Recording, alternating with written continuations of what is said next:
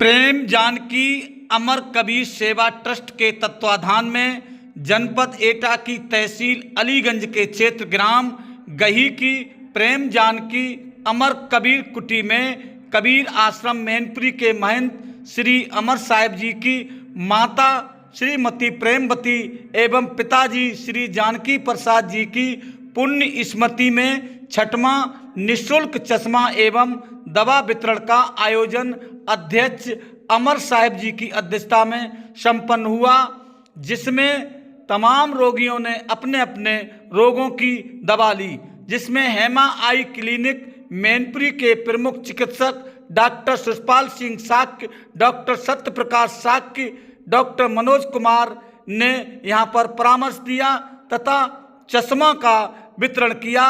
पशुओं के लिए डॉक्टर गिरीश साक्य ने यहाँ पर पशु पालकों को निःशुल्क परामर्श दिया तथा उन्हें निःशुल्क दवाइयाँ भी दी। निःशुल्क नेत्र परीक्षण एवं दवाई का वितरण किया गया तथा उचित सलाह भी दी गई। कार्यक्रम का शुभारंभ सभी चिकित्सक टीम एवं अलीगंज के प्रमुख पुत्र ने संत सम्राट सदगुरु कबीर साहब तथा गुरुजी के माता और पिताजी के चित्र पर माल्यार्पण कर शुभारंभ किया गया है। आप इन तस्वीरों में देख सकते हैं, यहाँ पर अलीगंज के प्रमुख पुत्र को सम्मानित किया जा रहा है और यहाँ पर अपनी अपनी दवाई लेने के लिए यहाँ पर रोगी पहुँचे हैं और अपनी बारी का इंतजार कर रहे हैं। यहाँ कबीर कुटी पर बड़ी संख्या में यहाँ पर लोग अपना उपचार कराने के लिए पहुँचे हैं। यहाँ पर डॉक्टरों द्वारा उचित सलाह दी गई है तथा उचित दवाई दी गई है। ये सारा काम निःशुल्क किया गया है। आप इन तस्वीरों में देख सकते हैं, यहाँ पर बड़ी संख्या में रोगियों ने पहुंचकर परामर्श लिया है, दवाई ली है तथा यहाँ पर अपने अपने रोगों को बताया है। यहाँ पर बड़ी संख्या में रोगी पहुँचे हैं। यहाँ पर लगभग 500 के करीब यहाँ रोगियों ने अपना उपचार कराया है और निःशुल्क दवाई उनको दी गई है। आप इन तस्वीरों में देख सकते हैं, यहाँ पर पशु चिकित्सक डॉक्टर गिरीश साक्य यहाँ पर पशुपालकों को उचित सलाह दे रहे हैं, दवाई दे रहे हैं। आप इन तस्वीरों में देख सकते हैं, यहाँ पर बड़ी संख्या में संत समाज भी पहुँचे हैं, भक्त समाज भी पहुँचे हैं। आप यहाँ पर इन तस्वीरों में देख सकते हैं, यहाँ पर बड़ी संख्या में एटा, इटावा, मैनपुरी, फरुखाबाद तथा कन्नौज के यहाँ पर रोगियों ने पहुंचकर अपनी दवाई ली है और अपने रोगों से संबंधित उनको यहाँ पर निःशुल्क परामर्श दिया गया है। आप इन तस्वीरों में देख सकते हैं। अमर कुटी गही में पहुंचकर सबसे पहले यहाँ पर रोगियों ने अपना पर्चा बनवाया है। इन तस्वीरों में देख सकते हैं, यहाँ पर रोगी अपना पर्चा बनवा रहे हैं। उसके बाद यहाँ चिकित्सकों से यहाँ पर दवाई ली गई है। आप इन तस्वीरों में देख सकते हैं, बड़ी संख्या में पहुंचकर यहाँ पर रोगियों ने दवाई ली है। यहाँ कार्यक्रम समापन के बाद यहाँ पर कार्यकर्ताओं को सम्मानित किया गया है, चिकित्सकों को सम्मानित किया गया है। इन सभी को भोजन प्रसाद कराया गया है। इन तस्वीरों में देख सकते हैं, इनको सम्मान पत्र दिया गया है, इनको प्रसाद दिया गया है, इनको पुस्तकें भेंट की गई हैं। आप इन तस्वीरों में देख सकते हैं, यहाँ पर चिकित्सकों द्वारा अच्छा परामर्श दिया जा रहा है। यहाँ परामर्श केंद्र का तथा निःशुल्क दवाई वितरण केंद्र का सदगुरु अमर साहिब जी ने निश्चय किया है तथा डॉक्टर गिरीश साक्य से वार्तालाप कर रहे हैं और जानकारी जुटा रहे हैं। आप इन तस्वीरों में देख सकते हैं, यहाँ पर चिकित्सकों को सम्मानित किया गया है। आप इन तस्वीरों में देख सकते हैं। इस हमारे YouTube चैनल मैनपुरी 84 न्यूज में आपका स्वागत है। इस चैनल को सब्सक्राइब करें, लाइक करें, वीडियो पर कमेंट करें। आपका बहुत बहुत धन्यवाद। यहाँ पर क्या कुछ बताया है सदगुरु अमर साहिब जी ने तथा नेत्र चिकित्सक डॉक्टर सुषपाल सिंह हैं, वहीं पशु चिकित्सक डॉक्टर गिरीश साक्य ने। आइए ये भी जानें इस पूरी खबर के जरिए। मैनपुरी से चंद्रपाल साक्य की रिपोर्ट। ये प्रेम जानकी अमर कबीर सेवा ट्रस्ट, हमने अपने पिताजी के देहावसान के बाद इसे ट्रस्ट में बदला था और वो एक परमार्थ की दृष्टि से। हमारा उद्देश्य है तन मन धन भक्ति में कर दो निछार, मौका ये मिलेगा नहीं बार बार। इसी तरीके से सबसे बड़ी बात ये है कि हम चाहते हैं कि मेरा मुझ में कुछ नहीं, जो कुछ है सो तेरा, तेरा तुझको सौंपते क्या लागत है मेरा। यथार्थ में जो कुछ हम समाज का सुधार, आध्यात्म ज्ञान, साधना पद्धति, ध्यान पद्धति, जो कुछ भी हमने सीखा है वो हमारी सद्गुरु की कृपा है, उसमें भी मेरा कुछ नहीं है। और यहाँ भी हम जो प्रेम जानकी अमर कबीर सेवा ट्रस्ट पर प्रतिवर्ष ये निःशुल्क चश्मा वितरण एवं हर महीना निःशुल्क दवा वितरण करते हैं, इसमें भी मेरा कुछ नहीं। ये सब माता पिता की ज़मीन है, उसमें जो पैदा हो जाता है तथा कुछ सज्जन भक्त लोग एवं डॉक्टर लोगों का विशेष सहयोग ये रहता है कि इस आयोजन को सफल बनाते हैं। हम अकेले क्या कर सकते, और इसमें भी मेरा कुछ नहीं। तो संक्षेप में बात यही है, रामायण की चौपाई भी कहती है, परहित सरस धर्म नहीं भाई, पर पीड़ा सम नहीं अदमाई।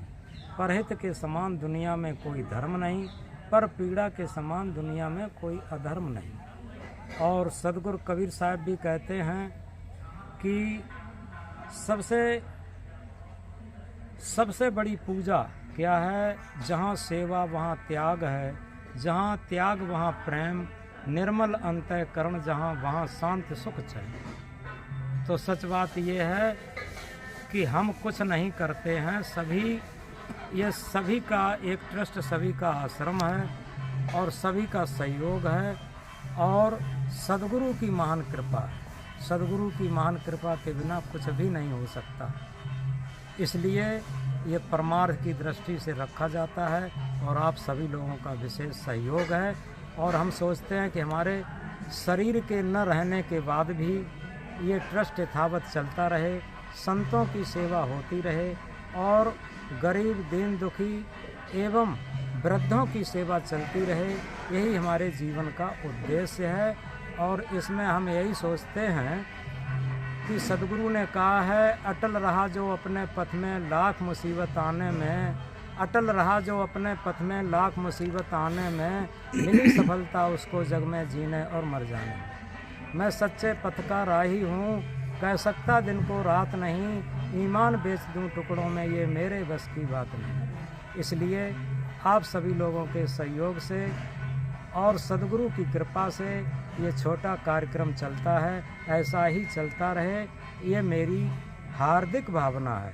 बोलो सद्गुरुदेव की जय। गुरुजी, एक छोटी सी बात है, यहाँ पर तमाम संत भक्त यहाँ पर मौजूद हैं, यहाँ पर विभिन्न प्रकार के रोगी भी आए हैं, क्या संदेश देंगे इनके लिए? संदेश यही है, हम चाहते हैं कि ये देहात क्षेत्र में पड़ता है, यहाँ वृद्धों को विशेष सुविधा नहीं मिल पाती है, तो हम सोचते हैं जो वृद्ध हैं, पर गृहस्थी के परिवार से कई लोग सो ऐसे हैं, आज ये समय चलता है वृद्धों का घरों में सम्मान नहीं हो पाता है, तो उन्हें सम्मान भी देना है, भोजन भी देना है और उनके नेत्रों का चेकअप होकर के उन्हें चश्मा वितरण भी कराना है और इसी के साथ शारीरिक रोग में निःशुल्क दवा वितरण का भी है। तो ये इसीलिए रहता है। और हमारे एक डॉक्टर साहब गिरीश बाबू आते हैं, वो पशुओं के लिए भी दवा वितरण करते हैं। तो जीव मात्र की सेवा करना ये धर्म का सबसे मुख्य स्तंभ है। जीव दया और आत्म पूजा, इससे बड़ी न कोई पूजा। गुरुजी, अक्सर देखा जाता है आज के युवा अपने माता पिताओं का तिरस्कार करते हैं, वृद्धा आश्रम उनको जाना पड़ता है, उनके लिए क्या संदेश देंगे आप?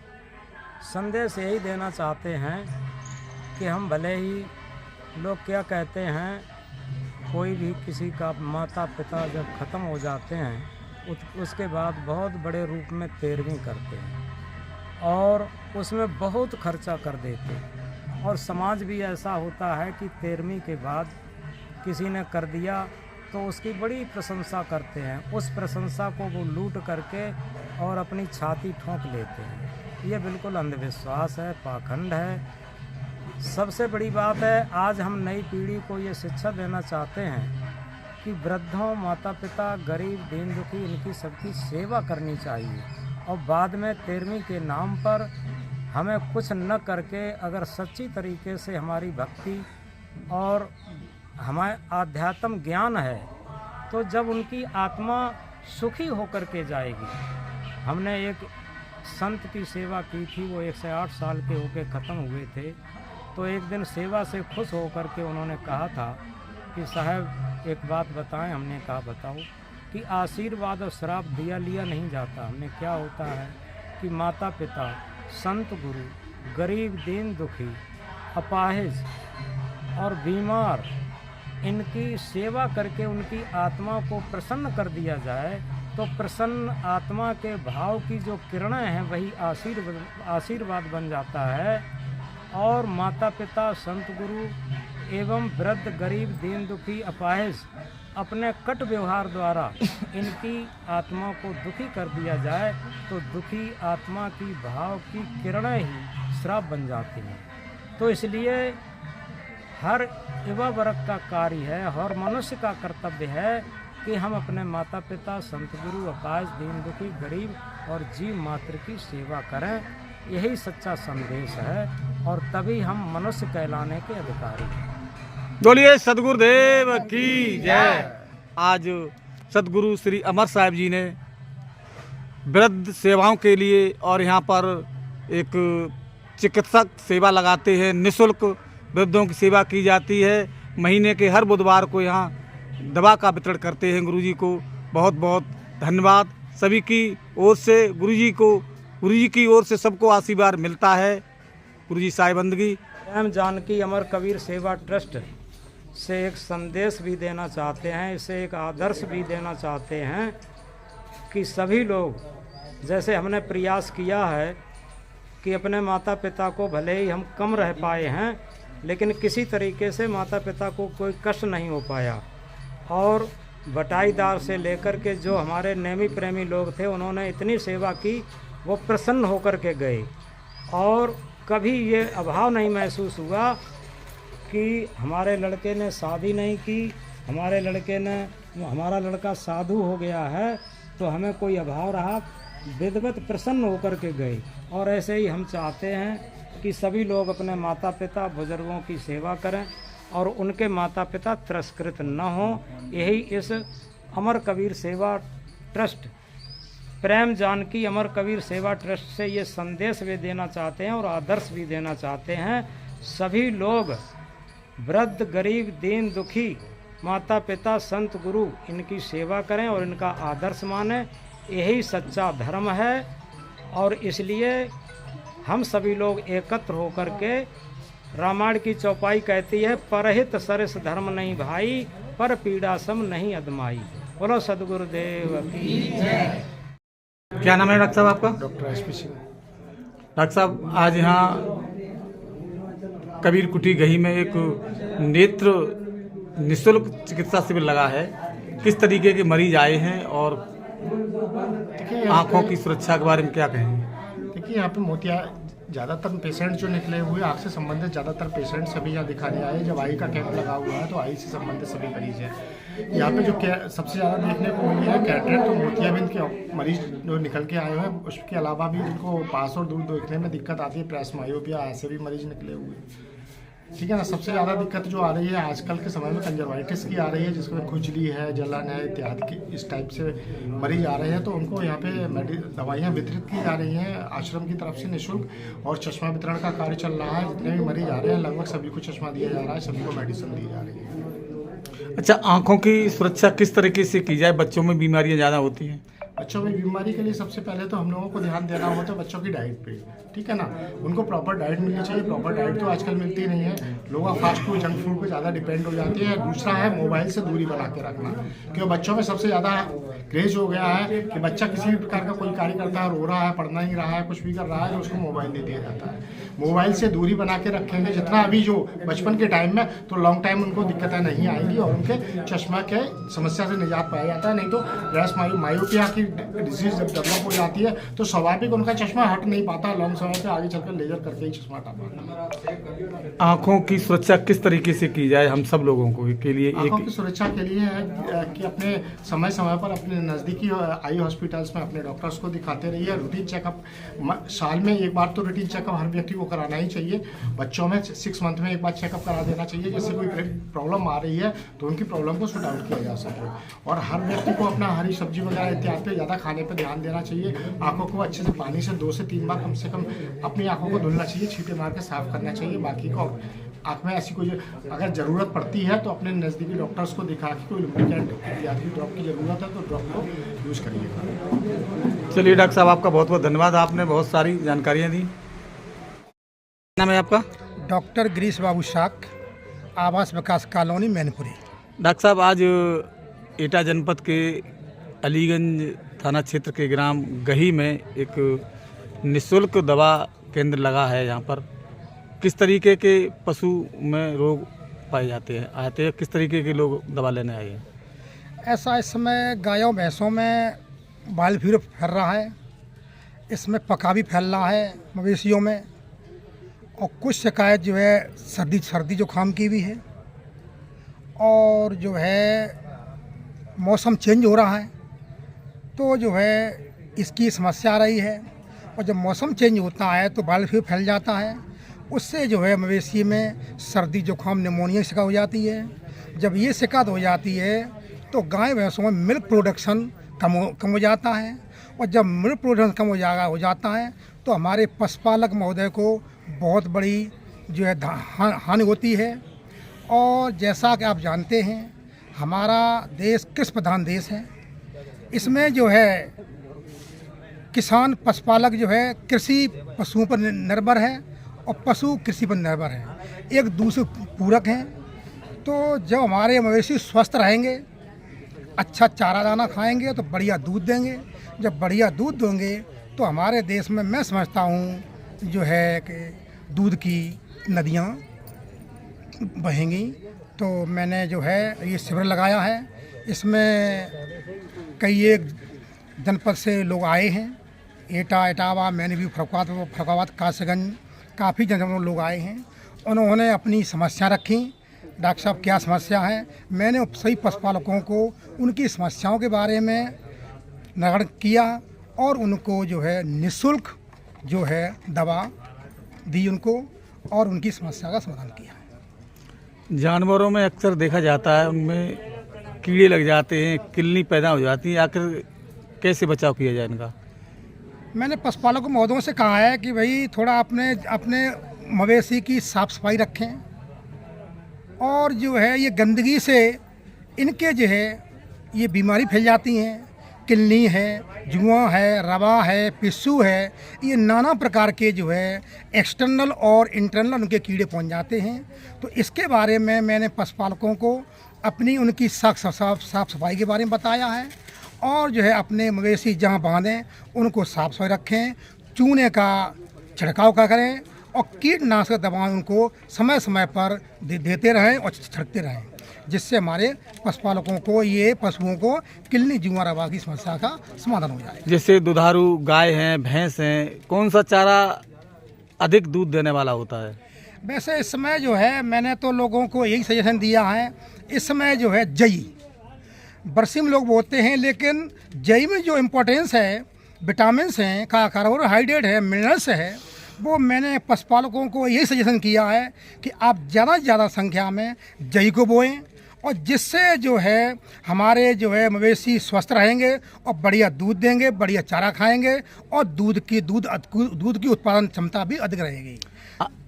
अनाज में कौन सा अनाज ऐसा है जो पशुओं के लिए पौष्टिक होता है? पशुओं में दूध के लिए कौन सा अनाज खिलाया जाए जिससे वो दूध ज़्यादा दें? वैसे तो आजकल बाज़ार में तरह तरह के मिनरल्स बिक रहे हैं आपकी जो है लेकिन मैं पशुपालकों को सजेशन देता हूँ जो आपका गेहूं का जो रातब होता है, दाना होता है और चोकर होता है, इन दोनों को मिला करके आज आप देंगे तो मैं समझता हूँ हमारे पशुपालक महोदय गाय भैंसों में अच्छा दुग्ध उत्पादन की संख्या बढ़ेगी, मात्रा बढ़ेगी। डॉक्टर साहब आपका बहुत बहुत धन्यवाद, आपने पशुपालक भाइयों को बहुत अच्छी सी जानकारी दी। थैंक यू, धन्यवाद, आपका धन्यवाद बहुत बहुत जो आपने अपना कीमती समय निकाल के आपने इतना जो है ज्ञानवर्धक बातें आपके टीवी के माध्यम से, चैनल के माध्यम से पशुपालकों में जाएंगी। इसके लिए आपका मैं तहे दिल से बहुत बहुत आभार प्रकट करता हूँ। जय हिंद।